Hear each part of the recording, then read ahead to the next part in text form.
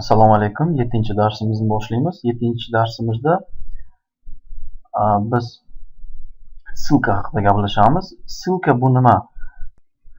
Siz saytlarni ochgan paytingiz bironta ashula skachet qilib olgansiz yoki bironta knopkani bosib boshqa sahifaga o'tgansiz, boshqa saytga o'tgansiz. O'sha bosiladigan tekstingiz oddiy qilib aytganda ssilka deb ataladi.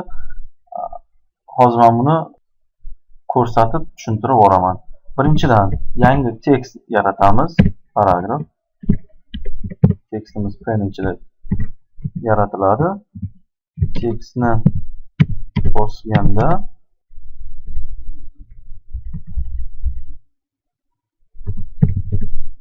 Google saytiga o'tasiz. Saqlanib qilamiz. Brauzerda ko'ramiz. Mana hozir tekstimiz paydo bo'ldi, lekin bu hozir ssilka emas, bu bosilmaydi va bizni hech qayerga yo'naltirmaydi. Mana shu tekstni bosgan paytimiz Google saytiga o'tishimiz uchun bu tekstni ssilka qilamiz. Ya'ni mana shu tekstni ahref tagi ichiga olamiz. Href degani ahref bu mana yo'naltirgin degani va mana bu href ichiga qayerga yo'naltirishni ko'rsatamiz. Masalan, hozir Google saytiga yo'naltir deb ko'rsatmoqchimiz. google.com saqlanib qilamiz. Yangilaymiz sahifamiz. Mana hozir bizda ssilka bo'ldi tekstimiz. Mishkani olib borsangiz bu mana qo'l sifatida paydo bo'ladi va buni bossak bizda Google sahifasi ochiladi.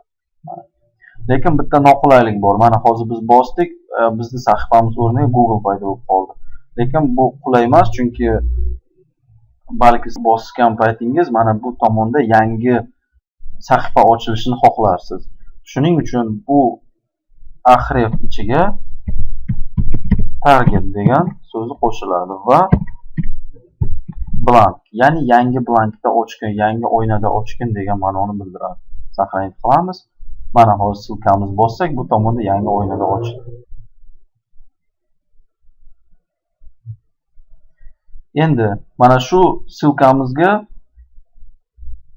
mishkani olib borgan paytingiz, mana shu ssilkaga mishkani olib borgan paytingiz tekst yonib turishini xohlasangiz, mana title degan so'zni yozamiz.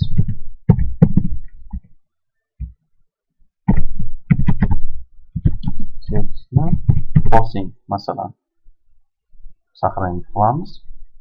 Obnovit qilamiz. Mana tekstni bosing. Mishkani olib borgan paytim shu yozuv chiqib keladi. Tekstni bosing. Tekstni bosing. Masalan, siz internetdan ashula skachet qilgansiz. Hozir biz ham ashula skachet qilish yo'lini ko'ramiz. Yana bitta yangi tekst ochamiz. Bolalar. Hayolim senda.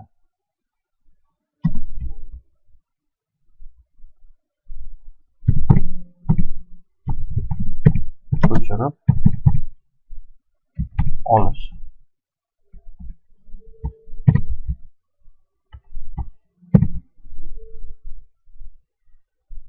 Mana brauzerni yangilaymiz. Mana bizda yangi tekst paydo bo'ldi, lekin bu hozir bosilmaydi. Biz ashulani ko'chirib olamiz.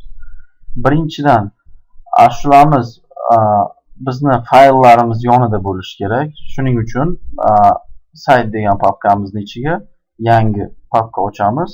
Masalan, mp3 va shu mp3 papkasining ichiga bolalarni ashulasini tashlaymiz.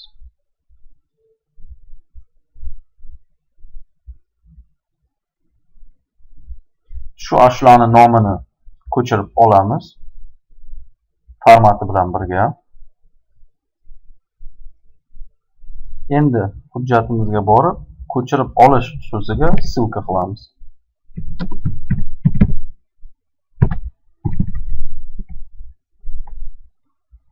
ssilkamizni yopamiz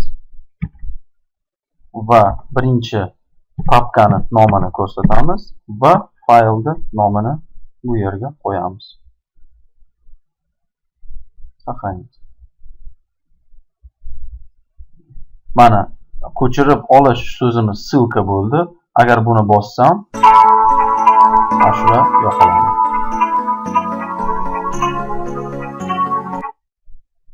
Endi dokument ko'chirib olishimiz uchun yana xuddi shunday qilib bironta papka yaratamiz. Hujjat. Va bu papkaning ichiga hujjatimizni qo'yamiz. Xuddi shunday qilib hujjatni nomini olamiz formati bilan birga va yana bitta tekst ochamiz.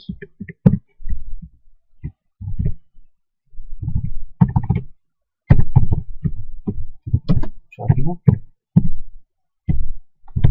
ko'chirib olish va ko'chirib olish so'ziga ssilka qilamiz. Ssilkamizni yopamiz. Bu yerda papkani nomini ko'rsatamiz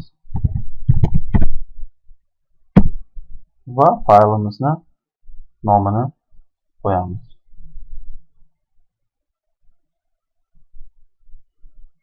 Mana hujjatni ko'chirib olish va bu yerda bizni faylimiz ochiladi.